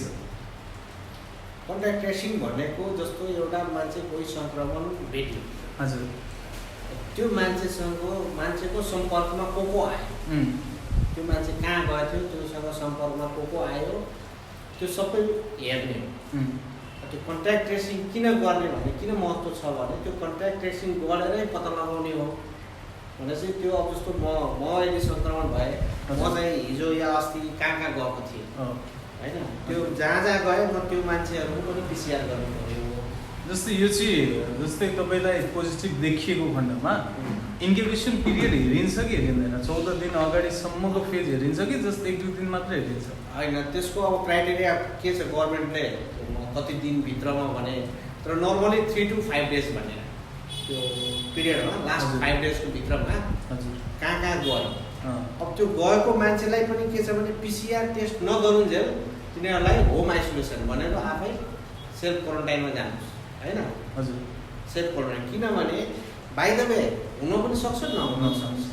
बाइ द वे उसको पोजिटिभ आयो, उसले घुमिरह्यो भने अरूले सार्ने भयो है, चेन त बन्दै गयो। त्यसले गर्दा त्यो कन्ट्र्याक्ट ट्रेसिङबाट के हो भने सजिलो हामीले आइडेन्टिफाई गर्न सक्छौँ बिरामी र चेनलाई तोड्न सक्छौँ। नभए यतिकै समाजमा गएर सबैको टेस्ट गर्न भ्याइँदैन, कहाँबाट गर्ने टेस्ट, पैसै कुरा आउँछ, खर्च कहाँबाट जाने। 3-4 दिन अगाडि जोसँग ऊ सम्पर्कमा आएको छ, प्रत्यक्ष सम्पर्कमा त्यो व्यक्तिहरूलाई ट्रेस गरिन्छ। जस्तै कोभिडबाट व्यक्तिगत रूपमा चाहिँ कसरी सुरक्षित रहन सक्छ? व्यक्तिगत रूपमा सुरक्षाको लागि 2-3वटा कुरा ध्यान दिनुपर्छ। एउटा मास्क, बजारमा जाँदा मास्क चाहियो, सेफ्टी मेजर, डिस्टेन्स मेन्टेन राख्नु, जहाँ पनि जाँदा डिस्टेन्स मेन्टेन है। अर्को कुरा जस्तो अब केही टच फ्रिक्वेन्सी हात धुने भनेको जुन छ, हामीले हातहरू साबुन पानीहरू धुने, किनभने मास्क त लगायौँ, टच गरिरहेको कहाँ हातले होइन। अब हातले टच गरेको छ भने त्यो भाइरस त हातमा बसिया छ। हजुर कुन बेला मास्क खोलिन्छ, हात नाकमा मुखमा जान्छ, त्यसपछि सर्न सक्छ। त्यसले गर्दा सेफ्टी फिचर भनेको मास्क चाहियो, distance maintain, frequently hand wash होइन, मेन यति भएर चाहिँ। अनि सर कोभिड चाहिँ अन्त्य कहिले होला जस्तो लाग्छ तपाईँलाई? जस्तै हुन्छ नि एउटा सम्भावना। अन्त्य त कुनै पनि कुराको कहिले आउँछ कसैलाई थाहा छैन। त्यति सम्भावना कि भ्याक्सिन नआउन्जेलसम्म यसको अर्को उपाय हामीले केही भनेको, अर्को उपाय भनेको त्यही हो, डिस्टेन्स मेन्टेन, आफू सुरक्षित, आफ्नो सेफ्टी आफै जोड्नु। जस्तै मैले डक्टर एड गर्ने यसको एन्डिङको धेरै आकलनहरू गरिएका छन् होइन। हजुर यति अगस्तसम्म एन्ड होला, कहिले जनवरीसम्म जान्छ भन्ने आकलनहरू गरिएको छ। कुनै पनि डिजिजको चाहिँ एपिडेमियोलोजी हुन्छ कि एउटा, र त्यो कहिलेसम्म जान्छ, कसरी प्रोग्रेस गर्छ भन्ने चाहिँ आँकडा स्टडी गर्ने व्यक्तिले त्यो आकलन गर्न सकिन्छ। त्यो चाहिँ कोभिड रिलेटेड केसमा चाहिँ कसरी एन्ड हुन्छ भन्ने कुराको चाहिँ मेजर 3टा इस्युजहरू देखिरहेको छु। एउटा भ्याक्सिन जुन हाम्रो लागि दिल्ली दूरै हो, सपनै हो होइन। अर्को भनेको हर्ड इम्युनिटीको रोल आउँछ, र अर्को भनेको इन्भाइरोमेन्टल फ्याक्टर। यो 3टा कुराले डिटरमाइन गर्ने हो। यो भ्याक्सिनको कुरा त हामीले बुझ्यौँ, 2टा कुराले एउटा। अब यी मध्ये सबभन्दा सेफेस्ट भनेको भ्याक्सिन नै हो अभियसली होइन। किन भन्दा यो एकचोटि लगायो अलमोस्ट लाइफ टाइम इम्युनिटी दिन्छ होइन। सो सबभन्दा सेफेस्ट यही हो। तर भ्याक्सिनहरू त स्टिल अन्डर ट्रायल छन्। ट्रायल भइसकेपछि हामी भनेको डोनेट, कसैले डोनेट गरिदिएपछि लिने हो। हाम्रो अहिलेको पनि नेसनल इम्युनाइजेसन प्रोग्राम पनि सबै भ्याक्सिन हामीलाई डोनरहरू चलाइरहेको छ होइन। सो पहिला त डेभलप कन्ट्रीहरूले आफूमा सघाउँछन्, अनि हामी कहाँ आउँछौँ, मतलब एटलिस्ट 2 years अराउन्ड हामी एन्टिसिपेट गर्यो लाग्दैन। अर्को भनेको हर्ड इम्युनिटीको जुन कुरा गरेँ, हर्ड इम्युनिटी चाहिँ कसरी डेभलप हुन्छ भन्दाखेरि, जस्तै यही कोठामा हामी 5-7 जना बसेका छौँ, 5जना जति चाहिँ बलियो मान्छेहरू छौँ, 1-2 जना चाहिँ कमजोर मान्छेहरू छन्, र बाहिरबाट कसैले अट्याक गर्न खोज्यो भने त्यो 5 जना बलियो मान्छेलाई देखेर कमजोर मान्छे आफै सेफ भयो नि त होइन। के हुन्छ भन्दाखेरि यदि कम्युनिटी लेभलमा स्प्रेड यति हदसम्म फैलिने, अराउन्ड 70-80% पपुलेसन इन्फेक्ट भइदियो भने चाहिँ बाँकी रहेका 10-15% मान्छे आफै सेफ हुन्छ। तर यो चाहिँ डेन्जर कुरा हो। किन भन्दा 70-80% पिपल इन्फेक्ट हुनु भनेको अहिलेकै ट्रेन्डमा 1% मोर्टालिटी पनि हेर्ने हो भने त 30,000 मान्छेभन्दा बढीको मृत्यु हाम्रै देशमा हुन्छ। एउटा उपाय त्यो हो। अर्को चाहिँ इन्भाइरोमेन्टल फ्याक्टर। यो आगो पनि इन्भाइरोमेन्टल फ्याक्टरले गर्दै हो, र यसको एन्ड पनि इन्भाइरोमेन्टल फ्याक्टरले नै हुने। कुनै न कुनै टेम्परेचर होला, या कुनै न कुनै एटमोस्फियर होला, या केही न केही होला जुन अवस्थामा यो भाइरसको चाहिँ ग्रोथ स्टप हुन्छ। जस्तै भाइरसको स्टेजेसहरू होला नि त, त्यसलाई टेम्परेचरले, यहाँको क्लाइमेटले, यहाँको एटमोस्फियरले सपोर्ट गरिरहेछ होला होइन। र जहिलेसम्म सपोर्ट गरिरहेको छ त्यो बेलासम्म चाहिँ होइन, जस्तै ग्लोबल्ली देखिएको छ नि त, जस्तै कुनै एउटा कन्ट्रीको टेम्परेचर अरूसँग नमिल्दा, कुनै कोलर कन्ट्री होला, कुनै हटर कन्ट्री होला, यो कन्टेक्स्टमा त ग्लोबल्ली देखिँदा फेजमा चाहिँ यसलाई चाहिँ कसरी न्यूनीकरण हुन्छ भनेर ग्लोबली त सबै ठाउँ एकैचोटि देखा होइन नि त। देयर आर अहिले त अलमोस्ट मोर देन 100 कन्ट्रिजले त कन्ट्रोल गरिसकेका छ नि त without vaccine and without herd immunity. धेरै मान्छे सङ्क्रमित पनि भएनन्, मोर लेस लाइकली 10% जति मान्छे सङ्क्रमित भए होइन, र भ्याक्सिन छैन, स्टिल दे हेभ कन्ट्रोल्ड होइन। र सबैमा एकैचोटि प्यारलली आइदिएन नि त। चीन हाम्रो त छिमेकी हो नि त, इन्डिया जत्तिकै हो, त्यहाँ सुरु हुँदा हामी कहाँ आइसकेका थिएन नि त, बिकज त्यहाँको टेम्परेचर र हाम्रो फरक हुन्छ। तर हाम्रो जस्तै एजेन्ट्सको कुरा पनि आउँछ नि त, जस्तै चाइनाबाट होइन कुनै एजेन्टको थ्रुबाट आउनु पऱ्यो नि त, कनेक्सन छ त्यो पनि हुन्छ। अनि त्यही भएर इन्भाइरोमेन्टल फ्याक्टर पनि चाहिँ एउटा फ्याक्टर हो यसलाई चाहिँ कन्ट्रोल गर्नको लागि। मैले तपाईँलाई एउटा अर्को क्वेसन जोड्न चाहेँ सर। तपाईँ फ्रन्टलाइनमा काम गरिरहनु भएको छ, तपाईँलाई सरकारले फ्रन्टलाइनमा काम गर्नलाई सरकारले प्रोत्साहन भत्ता भनेर पनि दिइरहेछ, तपाईँले त्यो पाउनुभयो पाउनु भएन? यो प्रोत्साहन भत्ता नै प्रोत्साहन भनौँ न, प्रोत्साहन भत्ता सबै कुरालाई लगेर पैसामै जोड्न चाहिँ सकिँदैन होइन। एउटा at the end of the day हुन्छ नि त, मैले के पाएँ भन्ने कुरामा त मैले पैसा पनि पाएँ भन्ने कुरा, यो भत्ताको रूपमा प्रोत्साहन चाहिँ मिल्यो कि मिलेन? जति हुनुपर्ने हो त्यति चाहिँ अझै भइसकेको छैन होइन। कोभिडका आइसोलेसनमै चलिरहेको अस्पतालहरूमा पनि चाहिँ अहिलेसम्म कर्मचारीहरूले सोकर प्रोत्साहन भत्ता वा प्रोत्साहन पनि जुन रेसियोमा कामको मूल्याङ्कन गरी पाउनुपर्ने हो त्यो चाहिँ पाइरहनु भएको छैन। हरेक ठाउँ यो गुनासोहरू छन् होइन। लोकल लेभलहरूमा पनि यो चाहिँ गाह्रै छ। अब यहाँ के हुन्छ भन्दा कानुन केन्द्रीय सरकारले बनाउँछ, इम्प्लिमेन्टेसन लोकल गभर्मेन्टले गर्नुपर्ने हुन्छ र लोकल गभर्मेन्टसँग लिमिटेड रिसोर्स हुन्छ र त्यही रिसोर्सले उसले सबै काम गर्नुपर्ने हुन्छ होइन। त्यही भएर चाहिँ अब उसले लोकलले चाहिँ बजेटिङ पनि माथिबाट आयो भने दिन्छु है भन्ने एउटा बनाउँछ र माथिल्लोले के भन्छ, हामी त पोलिसी बनाउने सरकार हो, दिने त तपाईँहरूको लोकल गभर्मेन्टले हो। हामी चाहिँ माथि र तल हेर्दा हेर्दै यो 6 महिना लगभग बितायौँ। केही पालिकाहरूमा कर्मचारीहरूले चाहिँ आन्दोलनै गरेर केही आंशिक पाउनु भएको छ, विशेष गरी हाइवे क्षेत्रमा हरियोन, लालुन्दी होइन लगायतका पालिकाहरूले चाहिँ केही आंशिक चाहिँ पाउनु भएको छ।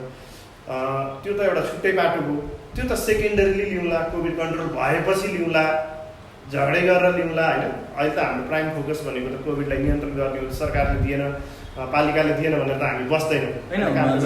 तर हाम्रो कन्सर्न चाहिँ के हो भन्दाखेरि मैले आइसोलेसन सेन्टरमा, म जस्तै कोही अन्य स्वास्थ्य कर्मीले आइसोलेसन सेन्टरमा काम गर्दै गर्दा वा अस्पतालमा काम गर्दै गर्दा जहाँ पनि उच्च जोखिम भएको अवस्थामा र मलाई गाउँमा जुन लालसना लगायतका कुराहरूले हेर्छन्, भन्न नसके पनि हेर्छन् होइन, भन्नु नभन्नु त्यो छुट्टै कुरा हो, त्यो हामीले फिल गर्छौँ होइन। सो त्यस्तो अवस्थामा चाहिँ हामीलाई कमसेकम बस्ने खाने एउटा सुविधा सम्पन्न तरिकाले त मिलाइदिन सक्नु पर्थ्यो।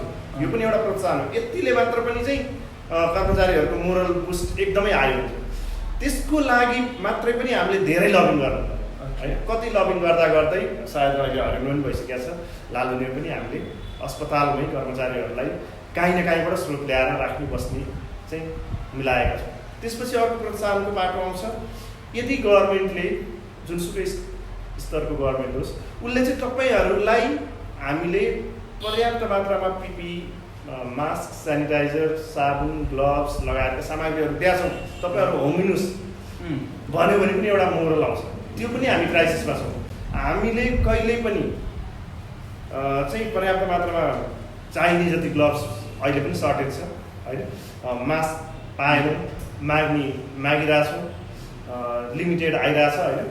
त्यो भत्ता बाहेकका यी प्रोत्साहनहरू त गर्न सकिने हो नि त, यो त बल्क होइन नि त। मलाई लाग्छ कुनै पालिकाले 5 लाख रुपियाँको पिपी किनिदिने हो भने 6 महिना जान्छ। भनेपछि भत्ता बाहेक अरू धेरै कुराहरू छन् जसले चाहिँ स्वास्थ्य कर्मीलाई प्रोत्साहन गर्न सक्छ। त्यो भत्ता त पछि लिउँला वा मूल्याङ्कन गरेर देला वा गाइडलाइन बन्ला, त्यो सेकेन्डरी हो। तर अहिले होमिहाल्न त यो त चाहियो नि। म काम गरिसकेपछि म कहाँ बस्ने, त्यसको ग्यारेन्टी त दिनु पऱ्यो नि काम लाउने मान्छे। म काम गर्न जाँदा सुरक्षित भएर जानुपर्ने एउटा इन्भाइरोमेन्ट त क्रिएट गरिदिनु पऱ्यो नि त होइन। त्यही छैन।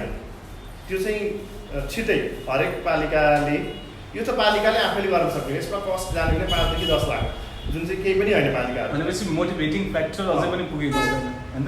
पैसा मात्र सबै मोटिभेटिङ फ्याक्टर होइन कि। ओके, लगभग हामी कार्यक्रमको अन्त्यमा छौँ। अब हामीले धेरै कोभिड-19 को कुरा गरिसक्यौँ।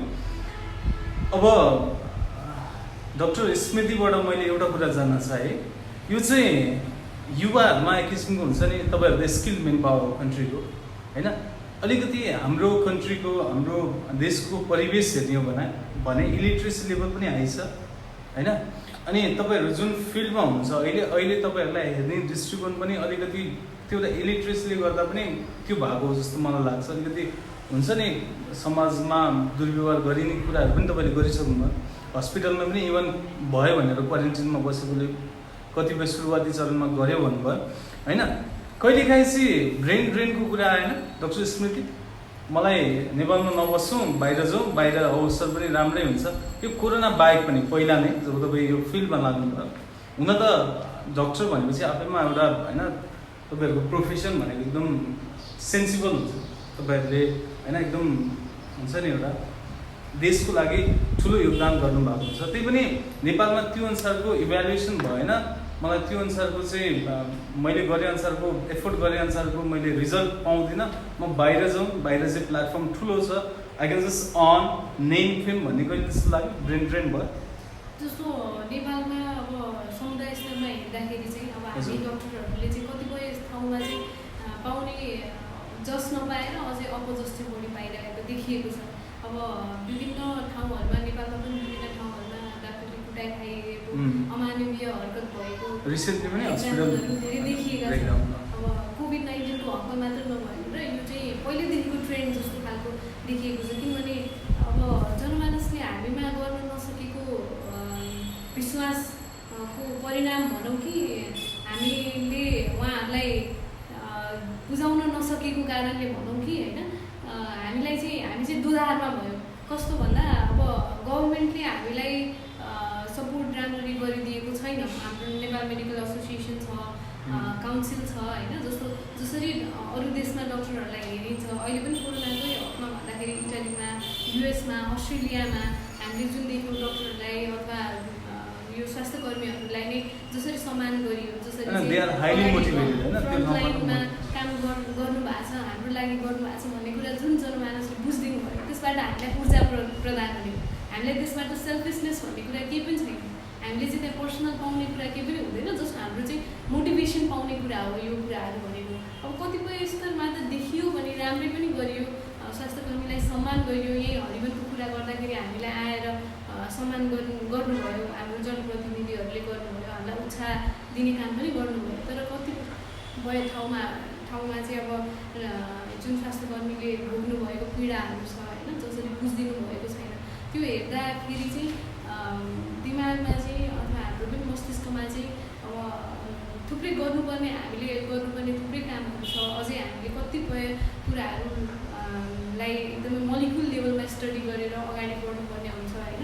त्यो कुराहरू हेर्दाखेरि चाहिँ हामीलाई पनि, मलाई चाहिँ मेरो पर्सनल्ली भन्दाखेरि चाहिँ ब्रेन चाहिँ अब ठिकै हो जस्तो पनि लाग्छ।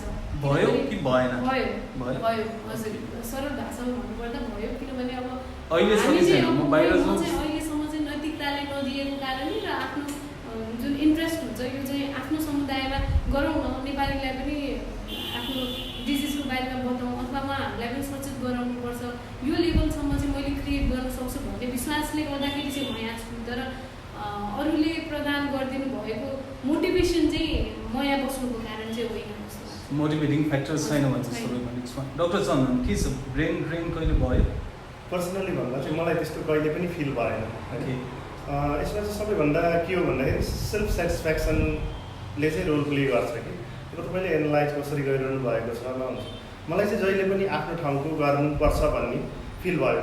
जस्तै म पर्सनली आफूमा राख्छु, जुन बेला म लोकसेवामा इन्ट्री गर्ने बेलामा यदि म त्यति बेलै पहाड वा दुर्गम ठाउँमा जाने अवसर थियो, मलाई गइदिएको भए होइन, नेपाल गभर्मेन्टबाट मेरो बढुवाका प्रोसेस भयो या अध्ययन विधाका प्रोसेसहरू त्यो छिटो हुन्थ्यो होइन। तर म त्यहाँको लागि मेरो दिएको कन्ट्रिब्युसनको इभ्यालुएसन हुँदैन थियो वा त्यो इभ्यालुएट गर्न टाइम लाग्थ्यो जस्तो चाहिँ मलाई फिल भयो होइन। त्यही भएर म चाहिँ आफ्नो लोकल ठाउँमा अब यहाँ त दरबन्दी नै थिएन होइन, अनि नजिकै गएर त्यहाँको ठाउँमा चाहिँ गर्न पाएँ। मोटिभेसनल प्यारल फ्याक्टर अरू जे भए पनि सेल्फ सेटिस्फ्याक्सन कि तपाईँलाई चाहिँ सेटिस्फ्याक्सन ड्राइभ गर्यो। सेल्फ सेटिस्फ्याक्सन मेरो बुवाले गरिरहनु भएको कामलाई चाहिँ निरन्तरता दिन पाउँदा नै म खुसी भएँ। आइएम पेड लो, मलाई नराम्रो नजरले हेरिरहेछ भन्ने चाहिँ मैले फिलै गर्न पाएँ। तपाईँलाई मोटिभेटिङ फ्याक्टर्सहरू एक्सटर्नल मोटिभेटिङ फ्याक्टर्सहरू भन्दा पनि इन्टरनल मोटिभेटिङ यहाँको मान्छेहरूलाई सेवा गर्न पाउँदा मेरो आफ्नै मान्छे हो जस्तो फिलिङ आउने फिल भयो मलाई होइन। त्यही चाहिँ एउटा मेरो सेटिस्फ्याक्सनको I have even miss the opportunity to post graduate गर्ने अपर्च्युनिटी पनि चाहिँ मैले त्यसैले गर्दा मिस गरेँ कि त्यो त आफ्नो सेटिस्फ्याक्सन प्रायोरिटीमा तपाईँले केलाई राख्नुहुन्छ भन्ने कुरा नै हो होइन। ओके डाक्टर इन्द्रजित, तपाईँको केसमा चाहिँ कहिले ब्रेन ड्रेन भयो कि भएन सर? त्यो त भइरहेछ त्यसको कारण कुन बेला हुन्छ भने तपाईँले काम गर्दै गयो भने सेवा दिँदै गयो होइन। समाजमा विभिन्न खालको मान्छेहरू हुन्छ है। कस्तो मान्छेहरू, कुनै मान्छेहरू तपाईँले गरेको सेवाबाट सन्तुष्ट हुन्छ, सबै मान्छे सन्तुष्ट हुँदैन। हरेक कुनै पनि सेवामा सबैजनालाई खुसी पार्नै सकिँदैन होइन। त्यो कति मान्छेहरूले अब त्यो प्रहार गर्ने, उछिङ्गल गर्ने, मतलब जो तोडफोड गर्ने होइन। हाम्रो जानकारीमा आएअनुसार तपाईँले एकपल्ट जस्तै समुदायलाई नै बेनिफिट्स मिल्छ भनेर घरमै पनि एउटा उयो गर्नुभएको होइन, क्लिनिक टाइप बिहानको टाइम। अनि तपाईँले त्यो किन बन्द गर्नुभएछ? त्यो किन बन्द गरे? 2-3वटा कारण छ त्यसको। त्यो मान्छेलाई सेवा दिन खोज्दाखेरि तपाईँको मोटिभ त एकदमै क्लियर एन्ड एकदमै त्यो थियो नि त, क्लियर कट थियो। म समुदायमा चाहिँ बेनिफिट्स दिन्छु, हस्पिटलसम्म पुगिरहनु परेन, त्यहाँको लोकल मान्छेले मेरै घरमै पाउँछन् सुविधा भनेर तपाईँले खोल्नु भयो। हजुर। तर फेरि पछि बन्द भयो। हजुर। त्यसको रिजन के छ भने जस्तो मैले एउटा टाइम दिएँ, यति बजेदेखि यति बजी हेर्ने हो होइन। तर घरमा टाइम दिने जस्तो यति बजेदेखि यति बजी हेर्ने भएपछि मान्छेले त्यो टाइममा आउनु त ठिकै हो। हजुर। तर अरू टाइममा राति 12 बजे पनि घरमा आइदिने, 2 बजे पनि आइदिने। अब राति आउने भनेको बिरामी इमर्जेन्सी पढेर आउने हो। इमर्जेन्सी मेरो घरमा आएर मसँग न स्टाफ छ न केही छ, न इमर्जेन्सी भनेको त हस्पिटल नै जानु पऱ्यो होइन। त्यो घरमा मैले उपचार कसरी गर्ने? अनि मान्छेहरूको त्यही नै मैले भने नि, मान्छेको चाहना के बिहान जब हेर्नुहुन्छ त बेलुका पनि हेर्नु घरमा। अब त्यो सबै कुरा पुरा गर्न सकिँदैन जनताको होइन। र अर्को मेन चाहिँ अब शारीरिक अवस्था। शारीरिक अवस्था भनेको अब तपाईँले अब पहिला 12 घन्टा काम गर्नुहुन्छ भने 12 घन्टा काम गर्न नसकेपछि के गर्ने हो? कम 8 घन्टा काम गर्ने हो होइन। त्यो एज फ्याक्टर भन्छौँ त्यसलाई हामीले होइन। एज फ्याक्टर भनेको कुनै पनि संस्थामा, चाहे मेडिकल कलेज ठुल्ठुलो हस्पिटल होस्, त्यहाँ पनि जो मान्छे डक्टर प्रोफेसर हुँदै जान्छ, त्यो चाहिँ जो भर्खर मेडिकल अफिसर, रेजिडेन्ट र पिजी गरेको जस्ट पास आउट, तिनीहरू चाहिँ 24 घन्टा 48 घन्टा ननस्टप ड्युटीमा हुन्छ। तर प्रोफेसरहरू के हुन्छ भने अन कल भनेको प्रब्लम के हुँदाखेरि उसले उहाँ आएर हेर्ने। त्यो एउटै जस्तो जुन अवस्थामा मान्छेले जस्तो भर्खर पास आउट भएर काम गर्न सक्छ त्यो पछि सक्दैन। मतलब त्यो इनिसियल फेजमा जुन ऊर्जा हुन्छ, जुन उत्साह हुन्छ, त्यो बिस्तारै बिस्तारै एक्सटर्नल फ्याक्टरहरूले जुन छ, एक्सटर्नल भनेको एज फ्याक्टर एउटा हो, एउटा एज फ्याक्टर। किन आफ्टर 40 मान्छे जस्तो 25 वर्ष 30 वर्षको युवाले जति काम गर्न सक्छ, इन्थुजियाजम एउटा कम हुँदै जाने, इनर्जेटिक कम हुने नै अटोमेटिक हो। अरू फ्याक्टर भनेको जस्तो अब अरू रिस्क फ्याक्टर भनेको जस्तो प्रेसर, थाइरोइड, अरू केही समस्या न भयो भने मान्छेलाई केही रोगले भेटेपछि त्यो कमजोर हुँदै जान्छ। भनेपछि कहिलेकाहीँ ब्रेन ड्रेन हुन्छ। बाहिर गएको भए कि हुन्थ्यो, बाहिर जाने त मेरो सोचै थिएन त्यो चाहिँ। म नेपालमा किनभने आफ्नो जिल्लामा बस्ने मेरो सोच त थियो, धरानमा बसेर पनि आफ्नो जिल्लामा बस्ने। तर अब यस्तो हो कि छोडेर जाने बाहिर विदेश भनेको त सोचेको थिएन। प्रोफेसन चेन्ज गर्ने चाहिँ त्यस्तो छैन। Okay, actually you guys are real hero होइन। मैले यहाँ अहिले तपाईँहरूसँग यहाँ कुराकानी गरिरहँदा I need to say it loud and clear के तपाईँहरूले हामी लकडाउनमा घरमा सामान्यतयाले परिवारसँग समय बिताएर बसिरहँदा तपाईँहरूले हस्पिटलमा रहेर तपाईँहरूले आफ्नो काम कर्तव्य निर्वाह गरेर तपाईँहरूले हुन्छ नि समुदायमा एउटा ठुलो योगदान पुर्याउनु भएको छ। सो तपाईँहरूलाई हाम्रो तर्फबाट पनि इट्स ग्रान्ड सल्युट होइन, तपाईँहरूले गर्नुभएको काम एकदमै महत्त्वपूर्ण वा अपरिहार्य छ। अन्त त डाक्टर इन्द्रजित, तपाईँले समुदायलाई के कुरा वा तपाईँलाई अहिले जसले हेरेर बसिरहनु भएको छ त्यस्तो व्यक्तिहरूलाई के भन्न चाहनुहुन्छ? समुदायलाई म यति मात्र भन्छु, अहिलेको महामारी, हजुर, अहिलेको महामारी जुन यो कोरोनाको महामारी त हो संसारभरि, यसमा चाहिँ एउटै कुरा के गर्नु भयो भने मान्छे बजार जाने कहीँ जानुहोस् तपाईँ मास्क प्रयोग गर्नुहोस्, डिस्टेन्स मेन्टेन। भनेको यदि बजारमा पसलमा कोही मान्छे सामान किन्दैछ भने बरु आफू एकछिन पर्खिने, खाली ठाउँ हुन्छ अनि आफू जाने। भनेको डिस्टेन्स मेन्टेन गर्नु, मास्क लगाउनु र हात पटक धुनु होइन, त्यति गर्नुभयो भने कोरोनाबाट जोगिन्छ। त्यो तिनवटा भनेको चाहिँ it's like must wonderful method होइन। यो बाहेक अरू अहिलेको फेजमा केही गर्नु मेन सुरुवात पनि लास्ट पनि त्यही हो। ओके डाक्टर चन्दन, तपाईँ हामीलाई जसले हेरेर बसिरहनु भएका छ दर्शक महानुभावहरूलाई के भन्न चाहनुहुन्छ? अब यस अहिलेको यो महामारीको विषयमा चाहिँ धेरै अफवाहहरू सोसियल मिडियाहरूमा आएका छन्। ती अफवाहहरूको पछाडि नपर्न होइन, यसलाई नेग्लिजेन्सी तरिकाले पनि नहेर्न। किन भन्दा जुन फ्यामिली मेम्बरलाई पर्छ उसको लागि त्यो 100% हुन जान्छ। अहिले अवस्था कस्तो छ, तपाईँलाई केही नहुन्जेल मात्र हो कोरोना केही पनि होइन भन्नु। हाम्रो पालिकाको या यहाँ वरिपरिको तयारी लगभग क्रिस्टल क्लियरै छ। यदि अहिलेको अवस्थामा तपाईँलाई सास फेर्न मात्र गाह्रो भयो र ज्वरो आयो भने तपाईँको यहाँ हरियोन लालबन्दी बर्दिवास वरिपरि कुनै उपाय छैन होइन। तपाईँ जानुपर्छ, बाहिर जानुपर्छ र बाहिर गएर पनि त्यो हस्पिटलले नलिएका घटनाहरू देख्न पाइएका छन्। र यो कसलाई हुन्छ भन्ने चाहिँ ग्यारेन्टी छैन नि त होइन। त्यो जुसुकैलाई हुनसक्छ। हामी अवेर हुनुपर्छ, यो केही होइन भन्ने चाहिँ सोच्नु हुँदैन। र अर्को चाहिँ मोस्ट इम्पोर्टेन्ट डाक्टर साहबले भन्नुभएकै कुरालाई चाहिँ SMS भनेर हामीले अहिले धेरै फोकस गरेका छौँ। एस भनेको सामाजिक स्थलहरूमा, अब घरैमा त परेन होइन, जहाँ हामी सोसियल प्लेसहरूमा जान्छौँ होइन, त्यस्तो ठाउँमा चाहिँ हामीले डिस्टेन्स मेन्टेन गर्नु पऱ्यो। एम भनेको चाहिँ मास्कलाई अनिवार्य रूपमा लाउनु पऱ्यो। अहिले धेरै बजारमा हल्ला छ मास्कले बचाउँदैन, एन्टी मास्क क्याम्पेन धेरै चलेका छन्, तर इज अलरेडी प्रुभन मास्कले चाहिँ प्रोटेक्सन गर्छ, मास्क लगाउनु पऱ्यो।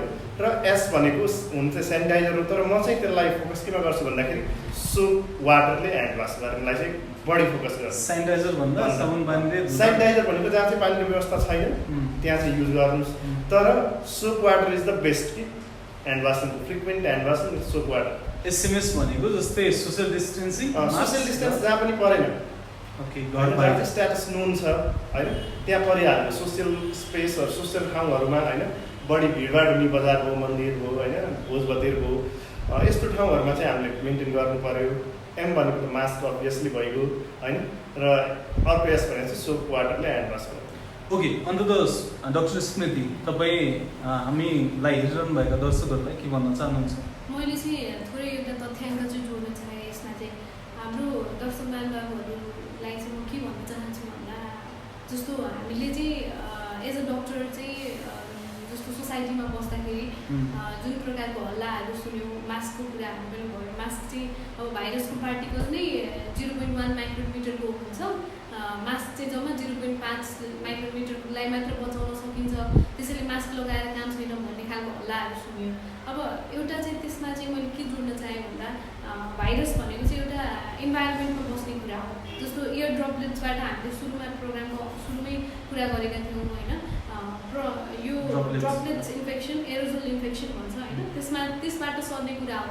र त्यसको साइज चाहिँ हाम्रो मास्कले, सर्जिकल मास्कले, N95 मास्कले रोक्न सक्ने भएको कारणले चाहिँ भाइरसको साइजसँग चाहिँ डाइरेक्टली प्रोपोर्सनल हुँदैन, र त्यही कारणले गर्दाखेरि मास्क चाहिँ अपरिहार्य कुरा हो भन्ने कुरा। सिम्पली बुझ्दाखेरि ड्रपलेट्सबाट सर्ने भएको कारणले त्यो डाइरेक्ट रिलेसन चाहिँ भाइरससँग भएन, कुनै पनि मिडियमबाट जानु भएन। त्योभन्दा पनि प्रोटेक्सनसँग चाहिँ इम्पोर्टेन्ट भएको हुनाले अब PPE को कुराहरू भयो, ग्लोभ्सहरू चाहिने अवस्थामा लगाइदिनुहोस् र फिजिकल डिस्टेन्स चाहिँ मेन्टेन गरिदिनु।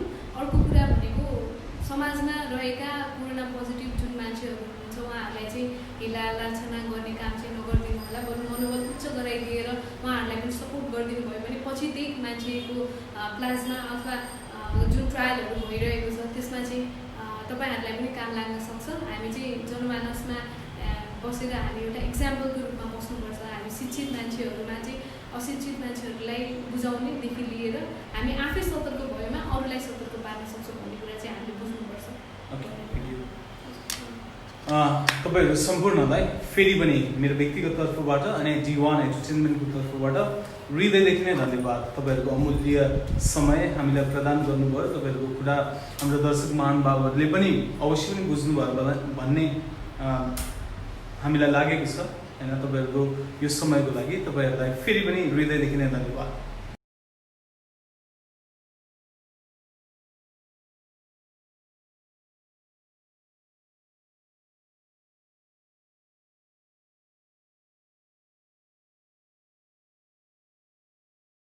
दर्शक महानुभावहरू, हामीसँग आज यहाँ हुनुहुन्थ्यो the real heroes of our country doctors, जसले चाहिँ हामी लकडाउनमा रहँदा पनि आफ्नो काम कर्तव्यलाई निरन्तरता दिँदै हामीलाई यो महामारीबाट वा भनौँ पेन्डेमिकबाट बचाउने जमर्को लिएर अघि बढिरहनु भएको थियो।